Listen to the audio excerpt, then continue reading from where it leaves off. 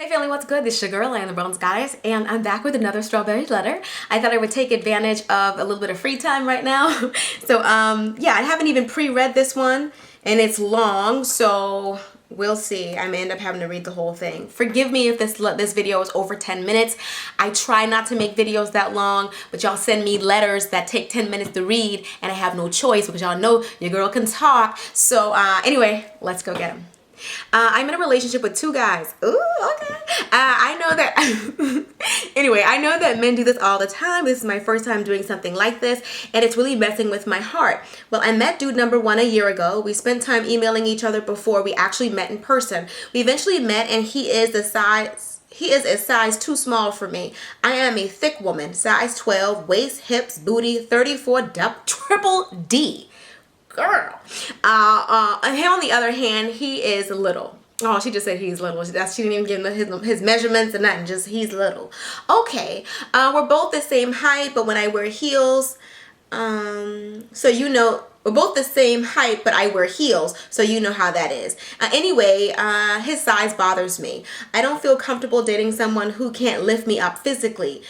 He even made a comment on this stating that our relationship is like Wendy Williams and Kevin Hart from the movie Think Like a Man. Ooh, this comment is a bit exaggerating, but it's kind of how I feel on the nose. Him saying that let me know that he feels the same way, but he's dealing with it. A post from that dude number one is a very sweet person. He's a gentleman. He's very romantic. He claims to be faithful to me, although I check on him constantly. I kind of question his faithfulness because women call his phone and we argue about this, but he claims that they're exes and that it's his best friend, which happens to be a girl. Although he has given me total control over who he can be friends with. Girl, he let you do all that?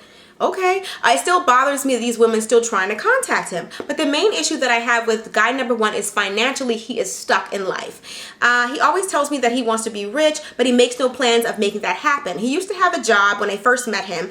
Although it was a hand-me-down job, it showed me that he didn't mind working and that he isn't lazy. Well, he lost his job 2 months ago and he claims he's looking for another one, but he lacks drive, ambition, and goals. And that's the number one thing that I seek in a man because I would like to be rich someday as well. Unlike him, I actually have 2 degrees, both in the same field, a certificate. Now I'm working in my field and I continue working hard at this speed. Within 2 years, I should be rich, or at least halfway rich, because I placed myself in a position to make that possible. Good for you. All right. On the other hand, guy number two has goals, ambition, and drive. I met him a month ago and he also has degrees. All in law. Ooh. And he is achieving all of the short-term goals, and within 2 years he should be a lawyer and eventually a judge. He too is a nice man. He isn't as romantic as guy number one, opening doors for me, etc., but he always wants to go out on dates. He even traveled outside of the States, and guy number one cannot afford to do this. Financially, guy number two can provide for me, even though I'm independent, currently making $600,000 a year. Guy number two claims that a man is supposed to provide for a woman. I love that about him, but the fact that he is too big. Premature baby, so they kind of overfed him and he ended up turning out to be big. She said in all caps, he's huge. She said, nevertheless, I try not to pay attention to his size, although because he's such a good person and he treats me really nice. In conclusion, I am having sex with both guys. Girl, no. Guy number one, I made him wait 9 months before sex, and guy number two, I made him wait 2 weeks. You know I'm gonna get you together, right? Okay, ooh, I am the second girl the guy number two has been with, and he has low self-esteem. It's only been 1 month and he's already talking about marrying me, and he's begging me to meet his family, but I always tell him that I'm not ready for that. He is moving too fast. He has even went and got my name tattooed on the back. Oh, even though I begged him not to. I am embarrassed in public to be seen with him, but he treats me so nice. Girl, I'm gonna get you together. Okay, so she also goes on to say that guy number one also proposed to her, but she's reluctant because she feels like he's stuck in life and she wants to know what should she do. I have had some strawberry letters in the past that have really taken me there. Strawberry letter number 5 has been my personal favorite for foolishness, but this one right here, girl, this trumps. It may trump strawberry letter number 5. So one is too small and one is too big. So which one is just right? Girl, you want some old ghetto Goldilocks right now.